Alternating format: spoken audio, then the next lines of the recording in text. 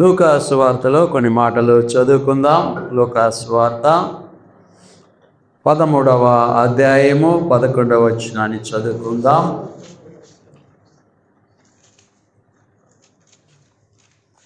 లూకా సువార్త 13వ అధ్యాయము 11వ వచనాన్ని 18 ఏండ్ల నుండి బలహీనపరచు ఆత్మ పట్టిన యొక్క స్త్రీ అచ్చట ఉండెను. ఆమె నడుము వంగిపోయి ఎంత మాత్రమును చక్కగా నిలువబడలేకుండెను. చాలు హల్లెలూయా. ప్రభు నామానికి మహిమ కలుగును గాక. ప్రభు ఈ భూమి మీద ఉన్నటువంటి దినాలలో ప్రభు ఒక సమయం వచ్చినప్పుడు ఒక మందిరానికి వెళ్ళాడు. ఒక మందిరంలోనికి వెళ్ళినప్పుడు అక్కడ ఒక స్త్రీ కనపడుతూ ఉంది. అందరు పలకండి. 18 ఏండ్ల నుండి బలహీనపరచు ఆత్మ పట్టినటువంటి ఒక స్త్రీ అచ్చట ఉండెను. ఆమె నడుము వంగిపోయి ఎంత మాత్రమును చక్కగా నిలువబడలేకుండెను. హల్లెలూయా. ప్రభు ఆ యొక్క దినాలలో ఆ మందిరానికి వెళ్ళి బోధిస్తున్నటువంటి సమయంలో ఒక స్త్రీ గురించి అక్కడ రాయబడి ఉన్నది. బలహీనపరచు ఆత్మ, బలహీనపరచు ఒక దెయ్యము ఒక ఆమెను పట్టి ఉన్నదట. ఆమెని పట్టి చాలా సంవత్సరాల నుండి ఆమె వంగిపోయేటట్లుగా చేసింది ఆ దెయ్యం. ఆమె నడుము ఆమె చక్కగా నిలబడకుండా వంగిపోయేటట్లు చేసింది. ఆ యొక్క దెయ్యము ఆమెలో ఉండి అలాగ చేస్తూ ఉన్నది. అయితే ఎన్ని సంవత్సరాలు? 18 సంవత్సరాలని అక్కడ రాయబడి ఉన్నదండి. గమనించండి. ఆమెని మనం గమనించినట్లయితే 18 సంవత్సరాల నుండి ఆమెలో ఆ దెయ్యం ఉన్నట్లుగా మనము చూస్తూ ఉన్నాం. హల్లెలూయా.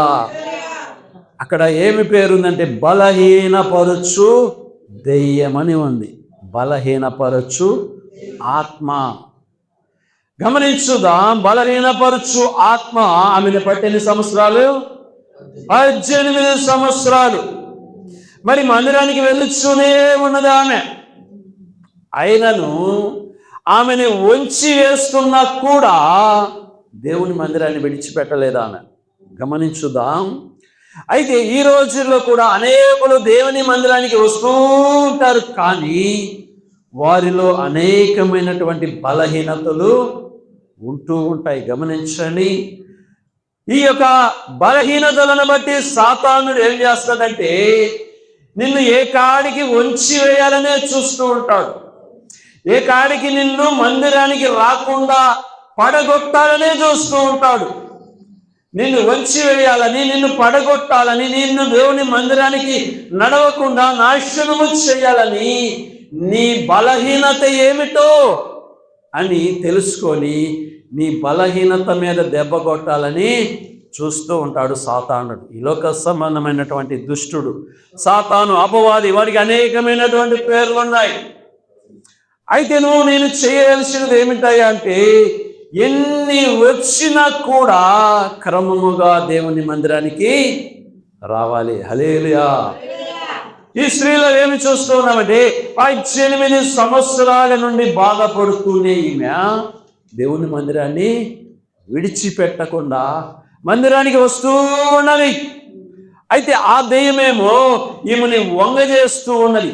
ఈమె చక్కగా నిలబడకుండా ఆమె నడుము వంచి వేస్తూ ఉన్నదంట. సరే, ఏదేమైనా ఆమె మటుకు క్రమము తప్పకుండా నమ్మకముగా వస్తూ ఉన్నది. అంటే ఆమె ఆత్మీయతలో చక్కగా ఉన్నదని అర్థం. ఆత్మీయతలో చక్కగా బలంగా ఉన్నదని అర్థం. శరీరపరముగా శరీరం మీద సాతానుడు పని చేస్తూ ఉన్నాడు, కానీ ఆమెను వంచి వేస్తూ ఉన్నాడు, కానీ దేవుణ్ణి దూరం చేసుకోలేదు. దేవుడు ఏదో ఒక రోజు వస్తుంది, ఏదో రోజున దేవుడు మనల్ని బాగులు చేస్తాడు, ఏదో ఒక దినమున దేవుడు మనల్ని స్వస్థపరుస్తాడు, నన్ను చెప్పేవా నిలబడతానన్నటువంటి ధైర్యము ఆమెలో బలంగా ఉన్నదండి. హల్లెలూయా. అయితే ఒకానొక సమయం వచ్చింది, ప్రభు ఆ మందిరానికి వచ్చాడు. ప్రభు ఆ మందిరానికి వచ్చి ఆమెను చూచాడండి. చూచి, అరే ఈమె చాలా సంవత్సరాల నుండి పాపం బాధపడుతూ ఉంది, ఈమె నడుమును వంచి వేసిందే సైతాను, అయినా కూడా ఈమె నమ్మకంగా దేవుని సన్నిధికి వస్తుందని ఆమెని చూచి గమనించి ఆమెని పిలిచి, అమ్మా నీవు నీ బలహీనతల నుండి విడుదల పొందుము అని ఒక మాట అన్నాడని. అనగానే ఆమెలో ఉన్నటువంటి ఆ చీకటి ఆమెను విడిచి వెళ్ళిపోయినది. ఆమె చక్కగా నిలబడిపోయినది. హల్లెలూయా, హల్లెలూయా. గమనించుదాం, ఈ యొక్క బలహీనపరచు ఆత్మలు అనేక రకములండి. దేవుని ఆత్మ ఒకటి, జీవాత్మ అనేది ఒకటి. ఈ దురాత్మలు అనేవి చాలా రకాలైనటువంటివి ఉన్నాయి. దేవుడు ఒక్కడే, దేవుని ఆత్మ ఒకటి, మనుషులలో ఉండే జీవాత్మ ఒక్కటి. అయితే ఈ దురాత్మలు అనేవి చాలా రకాలు. ఇవి మనుషులను పాడు చేయాలని, నాశనము చేయాలని ఇబ్బందులు పెడుతూ ఉంటాయి. గమనించుదాం, ఏమనైతే బలహీనపరచు ఆత్మని అక్కడ రాయబడి ఉన్నది. ఇక చాలా రకాలైనటువంటి ఆత్మలు ఉన్నాయి. ఈ దురాత్మలలో చాలా రకాలైనటువంటి ఆత్మలు, నిద్రమత్తు ఆత్మలు కూడా ఉన్నాయి, అందుకే నిద్రపోతూ ఉన్నారు. గమనించండి. హల్లెలూయా. నిద్రమత్తు ఆత్మ. గమనించుదాం, ఈ యొక్క నిద్రమత్తు ఆత్మ వస్తే ఇక ఒకటే నిద్ర. మనం ఎంత కంట్రోల్ చేసుకోవాలన్నా కూడా ఆ రెప్పలు అవే ముసపోతూ ఉంటాయి. అంటే ఇది సైతాను పని అని గ్రహించాలి, మీరు గ్రహించాలి, గమనించాలి. యేసు ప్రభు ఉన్నటువంటి దినాలలో యేసు ప్రభు దగ్గరికి ఒక వ్యక్తిని తీసుకుని వచ్చారు. మొదట ఆయన శిష్యుల దగ్గరికి తీసుకుని వచ్చారు. వాళ్ళ శిష్యులతో చెప్పినప్పుడు, ఇదిగో ఈ బిడ్డని సాతాను చాలా సంవత్సరాల నుండి పట్టి పీడించి ఇబ్బందులు పెడుతూ ఉన్నాయ్యా అని చెప్పినప్పుడు వాళ్ళ శిష్యుల దగ్గరికి వస్తే ఆ దెయ్యము విడిచిపెట్టి వెళ్ళిపోలేదంట. ఆ దెయ్యములు ఆ యొక్క బిడ్డని బాగు చేయలేక ఆ శిష్యులు వాళ్ళ వల్ల కాలేదంట. తర్వాత బోధకుడు ఎక్కడున్నాడని బోధకుడి దగ్గరికి అతన్ని తీసుకొని వచ్చారు. బోధకుడా, ఇదిగో ఈ బిడ్డని చాలా సంవత్సరాల నుండి దెయ్యము పట్టి చాలా ఇబ్బందులు పెడుతూ ఉన్నాయ్యా, ఇదిగో నీ శిష్యుల దగ్గరికి తీసుకొచ్చాం, వాళ్ళ వల్ల కాలేదు అని అంటూ ఉన్నాడు. సరే అని ప్రభువు దగ్గరికి తీసుకొచ్చినప్పుడు ప్రభు ప్రార్థన చేసినప్పుడు ఆ యొక్క వ్యక్తిలో ఉన్నటువంటి దెయ్యములు బయటికి వచ్చి ఆ బిడ్డ స్వస్థపరచబడతాడని. తర్వాత ఏకాంతముగా ప్రభు ఉన్నప్పుడు, ఇదిగో శిష్యులు, ప్రభువా ఇదిగో ఆ దెయ్యమును మేమెందుకు వెళ్ళగొట్టలేకపోయామంటే అది ఉపవాస ప్రార్థనల వలనే సాధ్యము, కానీ అంతంత మాత్రంగా అవి వెళ్ళిపోవని చెప్పాడండి. హల్లెలూయా. గమనించండి, ఇలాగా అనేక రకరకాలైనటువంటి ఆత్మలు ఉన్నాయి. దేవుడాత్మ ఒక్కటే, మనిషిలో ఉండే జీవింపజేసే జీవాత్మ ఒక్కడే. ఈ రెండు కాకుండా దురాత్మలు, సాతాను యొక్క అనుచరులు అనేకమైనవి ఉన్నవి. గమనించండి, భ్రమపరచు ఆత్మ, నిద్రమత్తు ఆత్మ, తిండిపోతు ఆత్మ, ఆశ పెట్టే ఆత్మ, చీకటి ఆత్మ, ఎలుగుదూత ఆత్మ, రకరకాలైనటువంటి ఆత్మలు ఉన్నాయి. మనము దేనిని కూడా నమ్మకూడదు. చాలా జాగ్రత్తగా ఉండాలండి. ఇక్కడ గమనించినట్లయితే బలహీనపరచు ఆత్మ అని రాయబడి ఉన్నది. బలహీనపరుస్తూ ఉన్నది ఆ వ్యక్తిని, ఆమెను బలహీనపరుస్తూ ఉన్నది, రోజుకి బలహీనపరుస్తూ ఉన్నది. ఎందుకని అంటే మందిరానికి పోనివ్వకుండా చెయ్యాలని, దేవుణ్ణి స్తుతించకుండా చేయాలని, దేవుని మందిరానికి వెళ్ళకుండా చేయాలని ఎన్ని సంవత్సరాల నుండి ఆ బిడ్డని బాధ పెట్టినా కూడా ఆమె మటుకు మందిరాన్ని విడిచిపెట్టలేదండి. హల్లెలూయా. దేవుణ్ణి విడిచిపెట్టలేదు. ఒకానొక సమయం వచ్చింది, సాక్షాత్తు దేవుడే దేవుని కుమారుడుగా భూమి మీదకి వచ్చినటువంటి దినాలలో, ఆయన బోధించుచున్నటువంటి దినాలలో ఆ మందిరానికి వెళ్ళాడు. ఆమెను చూచాడు. ఆమె ఎందుకు కనికరపడి ఆమెని పిలిచి, అమ్మా నీ బలహీనతల నుండి నీవు విడుదల పొందుమని ఒక మాట అనగానే ఆమె స్వస్థత పొందుకున్నది. ఆమె బాగైపోయినది. గమనించండి, ఇలాగా దేవుని మందిరానికి వచ్చే ప్రతి ఒక్కరిని కూడా ఏదో ఒక చీకటి ఎంటాడుతూ ఉంటుంది. బయటికి కనపడవు కానీ రకరకాలైనటువంటి ఆత్మలు ఇదిగో నిన్ను పడగొట్టాలని చేస్తా ఉంటాయి. నిన్ను నిలవనివ్వకుండా, ఇది నువ్వు చక్కగా నిలబడకుండా, భక్తిలో చక్కగా ఉండకుండా, భక్తిలో చక్కగా భక్తి చేయకుండా రకరకాల సమస్యలు పెడుతూ ఉంటాయి. ఎందుకని? పడగొట్టాలని, నిన్ను వంగ తీయాలని, నిన్ను పడగొట్టి దేవుని నుండి దూరం చేయాలని, నిన్ను కానీ నన్ను కూడా. గమనించండి. అయితే జాగ్రత్తగా ఉన్నాం. దేవుడు అంటాడు ఇర్మియాతో, ఇర్మియా గ్రంథములో, ఎహెస్కేలు గ్రంథములో 2వ అధ్యాయము 1వ వచనములో అక్కడ అంటాడు, నరపుత్రుడా నీవు చక్కగా నిలబడుము, నేను నీతో మాట్లాడవలనని ఆయన నాతో మాట్లాడినప్పుడు ఆత్మ నాలోనికి వచ్చి నన్ను నిలవబెట్టెను అంటూ ఉన్నాడు. హల్లెలూయా. అక్కడ దేవుడు అంటూ ఉన్నాడు, ఇదిగో నరపుత్రుడా నువ్వు చక్కగా నిలబడు. ఎలా నిలబడాలి? చక్కగా అంటే ఇలా చక్కగాని కాదు, ఆత్మీయతలో, భక్తిలో, యథార్థతలో, అన్ని విషయములలో నువ్వు చక్కగా నిలబడు, నీతో నేను మాట్లాడతాను. గమనించండి, నీవు కానీ నేను కానీ ఎవరమైనా సరే చక్కగా నిలబడకుండా పడగొట్టాలని సైతాన్ గాడి పని. అయితే మనము జాగ్రత్త కలిగి చక్కగా నిలబడితే దేవుడు మనతో మాట్లాడడానికి సిద్ధముగా ఉన్నాం. ఇక్కడ ఇర్మియా అంటున్నాడు, ఇదిగో ఎహెస్కేలు గ్రంథం 2వ వచనములో, నరపుత్రుడా నీవు చక్కగా నిలబడుము, నేను నీతో మాట్లాడవలెనని ఆయన నాతో మాట్లాడినప్పుడు ఆత్మ నాలోనికి వచ్చి నన్ను నిలవబెట్టెను అంటున్నాడు. హల్లెలూయా. చక్కగా నిలబడటానికి మనము ప్రయత్నం చేయాలి. సాతాను గారి పని ఏమిటంటే మనల్ని చక్కగా నిలబడకుండా పడగొట్టాలని వాడి పని. అయినను నీవు చక్కగా నిలబడటానికి నువ్వు ప్రయత్నం చేయాలి, నిలబడాలి. చక్కగా నిలబడితే దేవుడు నీతో, నాతో, మనందరితో ఆయన మాట్లాడతాడు. ఆయన బాగు చేసే దేవుడు. ఒకవేళ పడిపోయినను నిన్ను బాగు చేసే దేవుడు అండి. ఆయన నిన్ను విడిచిపెట్టేవాడు కాదు, సాతానుడికి విడిచి వేసేవాడు కాదు దేవుడు.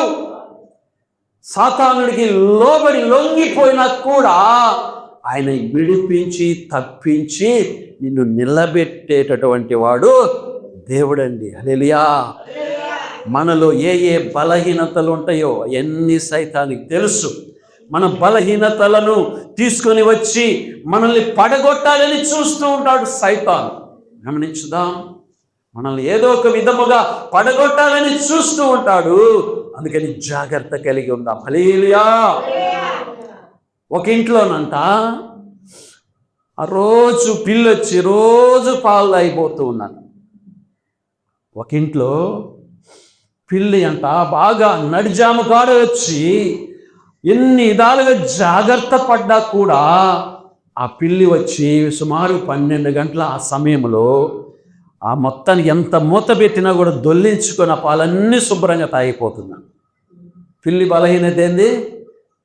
పాలు తాగేది. ఇక పాలు కానీ లేకపోతే ఎలికే కానీ కనపడిందా విడిచిపెట్టదు. ఎక్కువగా పిల్లికి ఇష్టమేమిటాయంటే పాలు, పెరుగు, వెలుక కదా. ఇక ఈ యజమానుడు రోజు కూడా చాలా బాధపడిపోతూ ఉన్నాడు. రోజు కూడా పాలు తాగిపోతుందని ఒకరోజు ఏం చేశాడంటే బాగా అర్ధరాత్రి వస్తుందని బాగా కాగబెట్టి పాలు ఎప్పుడు బెందలాడి కాగబెట్టి మూత పెట్టేవాడు. ఈసారి అలా కాకుండా బాగా 12ంటికి బాగా కాగబెట్టి ఇక మూత కూడా పెట్టకుండా దానికి రెడీలో పెట్టి కాముగా పండుకున్నాడు. ఆ పిల్లి అడాబుడిగా వచ్చి ఆంతనే ఆంతను ముంచిందంట పాలల్లోకి. లేలియా ఇక కాళ్ళ మామూలు కాలేదు, ఇంకా ఆ ఏరియాలో లేకుండా పారిపోయిందంట పిల్లి. లేలియా. గమనించండి, మనకి కూడా అనేకమైన బలహీనతలు ఉంటాయి, అనేకమైన బలహీనతలు ఉంటాయి. ఈ బలహీనతలను బట్టి సాతానుడు ఏంటంటే ఆ బలహీనతలను బట్టి మనల్ని పడగొట్టాలని చూస్తూ ఉంటాడు. అందుకని జాగ్రత్తగా మనము ఉండాలి. హల్లెలూయా. లూకా సువార్తలో 11వ అధ్యాయము 24వ వచనాన్ని కూడా చూద్దాం. 11:24 వచనంలో కూడా చూసినట్లయితే, అపవిత్రాత్మ ఒక మనుష్యుణ్ణి వదిలిపోయిన తరువాత అది విశ్రాంతి వెతుకుచ్చు నీరు లేని చోట్ల తిరుగుచున్నాడు. చాలు. హల్లెలూయా. ఇక్కడ గమనించండి, అపవిత్రాత్మ ఒక మనిషిని వదిలిపోయిన తర్వాత అది నీరు లేని స్థలాలను చూస్తూ ఉంటుందంట. అందరి నా జాగ్రత్తగా వినాలి. అపవిత్రాత్మ ఒక మనిషిని విడిచిపెట్టి వెళ్ళిన తర్వాత ఏం చేస్తుందయ్యా అంటే, ఎక్కడైతే నీరు ఉండదో నీరు లేని స్థలాలను వెతుకులాడుతుందంట. అంటే నీరు అనగా వాక్యమే. సాదృశ్యం ఏమిటంటే వాక్యమే నీరు. గమనించండి, దేవుని మందిరానికి వచ్చినటువంటి వారందరిలో కూడా చీకటి అనేది ఉంటుంది. దేవుని మందిరానికి రాంగా ఏమైందంటే ఆ చీకటి పారిపోద్ది.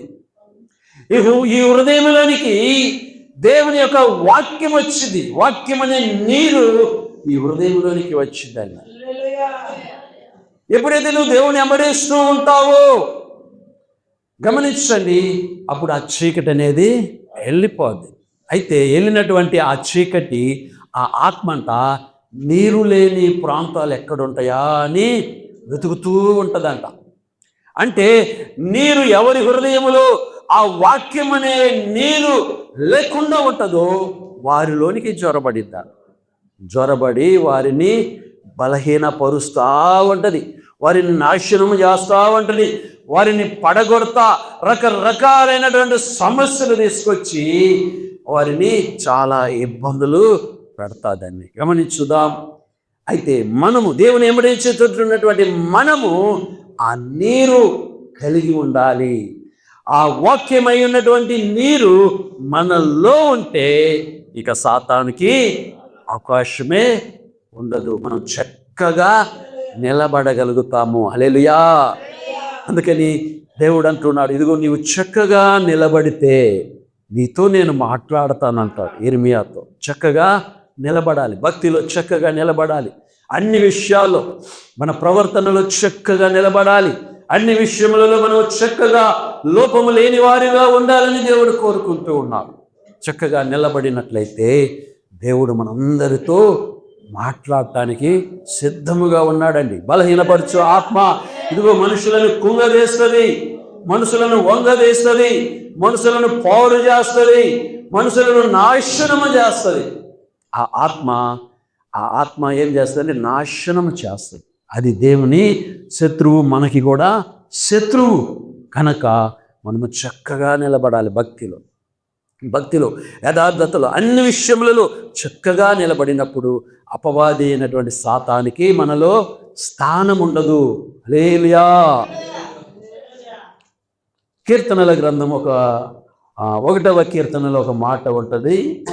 చక్కగా మనం నిలబడినట్లయితే ఎలా ఉంటామంటే, మనం 1వ అధ్యాయం 3వ వచనములో, అతడు నీటి కాలవల యోరాను నాటబడినదై ఆకు వాడక తన కాలమందు ఫలమిచ్చు చెట్టు వలె నుండును. నువ్వు చక్కగా నిలబడితే, అన్ని విషయములలో జాగ్రత్త కలిగి, అన్ని విషయములలో దేవుని చిత్త ప్రకారం నడుచుకుంటూ ఉంటే నువ్వు ఎలాగుంటావయ్యా అంటే, అతడు నీటి కాలవల యోరాను నాటబడినదై ఆకు వాడక తన కాలమందు ఫలమిచ్చు చెట్టు వలె ఉంటావంట.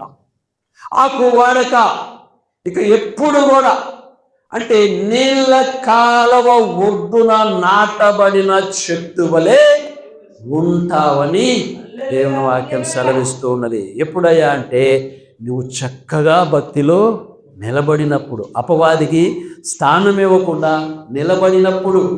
చక్కగా నిలబడితే చాలు. నువ్వు అన్ని విషయములలో జాగ్రత్తగా నువ్వు చక్కగా నిలబడితే నీవు మంచి ఆశీర్వాదములు నీ మీదకి వస్తాయి. ఒక చెట్టు కాలువ ఒడ్డున నాటబడిన చెట్టు వలె ఉంటే దానికి ఎప్పుడు సమృద్ధిగా నీరు దొరుకుతూ ఉంది, మంచిగా ఆకులేస్తుంది, మంచిగా పూలు పోస్తుంది, మంచిగా ఫలాలను ఇస్తుంది. అలాగా నీవు ఉంటావని దేవుని వాక్యము తెలియబరుస్తున్నది. హల్లెలూయా, హల్లెలూయా. మనము చక్కగా నిలబడాలని దేవుడు కోరుకుంటూ ఉన్నాడని, చక్కగా నిలబడాలి. అయితే సాతానుడు మనల్ని పడగొట్టాలని, వంగదీయాలని వాడు ఎప్పుడు కూడా ప్రయత్నము చేస్తూనే ఉంటాడు.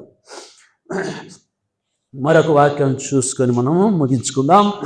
ఇర్మియా గ్రంథం 18వ అధ్యాయమును చదువుకుందాం. 1, 2, 3 వచనాలు. ఇర్మియా గ్రంథం 18వ అధ్యాయము 1వ వచనం నుండి చదువుకుందాం. యెహోవా యొద్ద నుండి ఇర్మియాకు ప్రత్యక్షమైన వాక్కు, నీవు లేచి కుమ్మరి ఇంటికి పొమ్ము, అక్కడ నా మాటలు నీకు తెలియజేతును.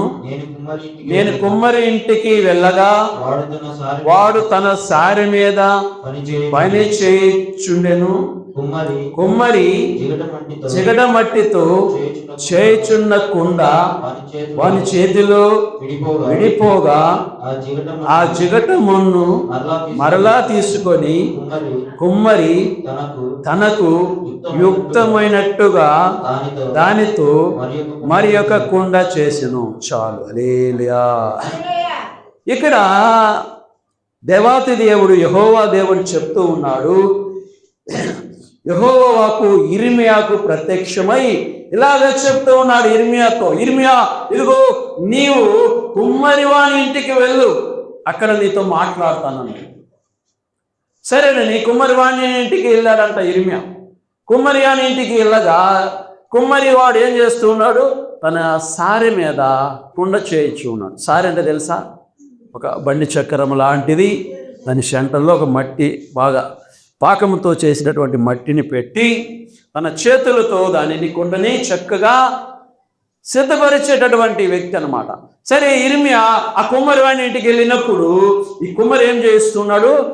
కుండని తయారు చేస్తూ ఉన్నాడు. సారె మీద చేస్తూ ఉండగా ఏమైందంటే ఆ కుండ పొరపాటున వీడిపోయిందంట, చెడిపోయింది. చెడిపోగానే మళ్ళా ఏం చేశాడు కుమ్మరి? వదిలేశాడా? లేదు. ఆ మట్టిని మరలా పిసికి మరలా ముద్ద చేసి మరలా ఆ సారె మీద ఉంచి మరలా ప్రయత్నం చేసి మంచి యుక్తమైన కుండగా, ఉపయోగపడే కుండగా సిద్ధపరిచాడంట. హల్లెలూయా అని అక్కడ దేవుడు ఆ ఇర్మియాతో ఉన్నాడు. ఇదిగో ఈ కుమ్మరి ఆ విడిపోయిన మట్టిని తీసుకొని మరలా దానిని సిద్ధపరిచి మరలా ఉపయోగపడేకుండగా చెయ్యలేదా? నేను నిన్ను, ఇదిగో నా ఇశ్రాయేలు ప్రజలను కూడా అలాగనే చేస్తాను అంటూ ఉన్నాడండి. హల్లెలూయా.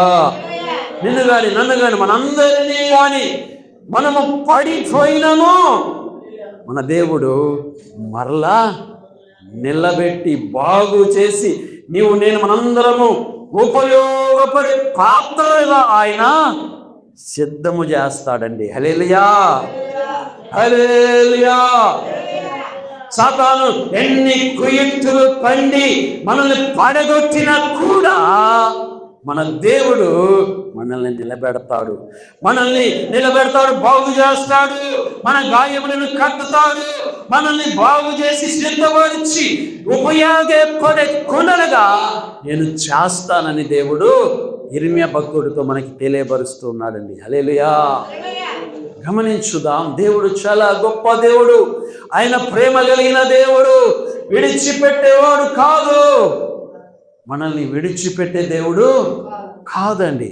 చాలా గొప్ప దేవుడు, మంచి దేవుడు. ఆయన మనల్ని ఉపయోగపడే పాత్రలుగా చేయాలని, నీవు 10 మందికి ఉపయోగపడాలని, నీవు అనేకులకు ఉపయోగపడే వ్యక్తిగా సిద్ధము చేయాలని దేవుని ఆలోచన. అనేకులు ఈ లోకములో నిజమైన దేవుని ఎరగక ఇదిగో అందరూ కూడా పాతాళంలో వెళ్ళేటటువంటి స్థితిలో ఉంటూ ఉన్నారు. ప్రతి ఒక్కరి యొక్క ఆత్మ ఇదిగో నిత్యము మండేటటువంటి అగ్ని గుండానికి వెళ్ళవలసి ఉంటూ ఉన్నది.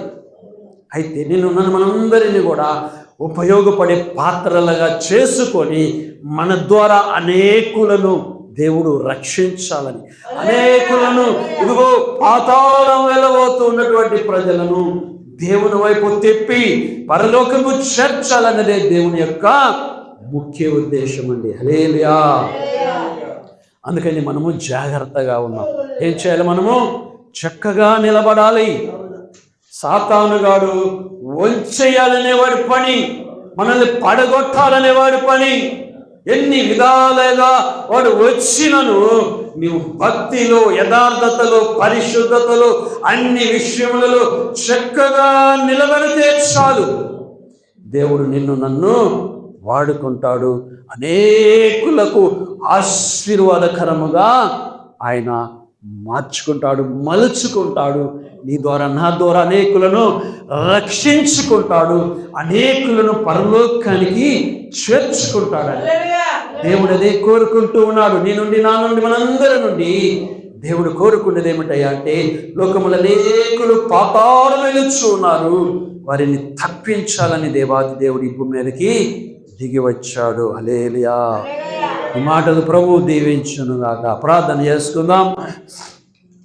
స్తోత్రముల తండ్రి, స్తోత్రములు ప్రభువా, పరిశుద్ధుడ గొప్ప దేవుడా, జీవగల తండ్రి, మహోన్నతుడమైన మా దేవానికి వందనాలు, స్తుతులు, స్తోత్రాలు తండ్రి. అయ్యా, కృతజ్ఞతాస్తుతులు చెల్లిస్తున్నాము ప్రభువా. యేసయ్యానికి స్తోత్రముల తండ్రి. అయ్యా, నీకు వందనాలు, స్తోత్రాలు తండ్రి. దేవా ప్రభా నీకు వందనాలు, స్తోత్రములు తండ్రి. అయ్యా, ఇదిగో నాయనా, ఇదిగో ప్రభువా, ఇదో నైనా నువ్వు చక్కగా నిలబడి నీతో నేను మాట్లాడుతానన్నావు ప్రభువా. అలాగనే ప్రభువా, 18 సంవత్సరాల నుండి ప్రభువా ఇదిగో ఒక వ్యక్తి, ఒక స్త్రీని నాయనా బలహీనపరచు ఆత్మ పట్టి ఇదిగో ఎంతో ఇబ్బందులు పడుతూ ఉండగా నాయన, ఆమె నడుము చక్కగా నిలబడలేక వంగిపోయి ఉండగా ప్రభా, అయ్యా నీవు ఆమెను చూచి ఆమె బలహీనతల నుండి విడిపించిన దేవా వందనాలు, స్తోత్రాలు తండ్రి. ప్రభా, కృతజ్ఞతాస్తుతులు చెల్లిస్తున్నాము ప్రభా. గొప్ప దేవుడానికి స్తోత్రం, స్తోత్రం, స్తోత్రం. మహోన్నతుడమైన దేవా స్తోత్రాలు తండ్రి, వందనాలు ప్రభా. గొప్ప తండ్రి, అయ్యా మమ్మల్ని అందరినీ జ్ఞాపకం చేసుకోండి ప్రభా. అయ్యా, మేము చక్కగా భక్తిలో చక్కగా నిలబడేదానికి సహాయం చేయి, యథార్థతగా నిలబడేదానికి సహాయం చేయి నాయన. అన్ని విషయములలో ప్రభా అయ్యా మేము చక్కగా నిలబడి భక్తి చేసేటటువంటి భాగ్యం అందరికీ కలగజేయండి ప్రభా. అయ్యా, నీకు ఉపయోగపడే పాత్రలుగా మేమందరూ ఉన్నట్లుగా అందరి పట్ల కృప, కనికరము, దయ ఉంచి ప్రభా మమ్మల్ని చక్కగా నిలబెట్టుకొని నీ నామానికి మహిమ తెచ్చుకోనమని యేసయ్య నామంలో ప్రార్థించి వేడుకుంటూ ఉన్నాము తండ్రి. ఆమేన్, ఆమేన్, ఆమేన్. హల్లెలూయా.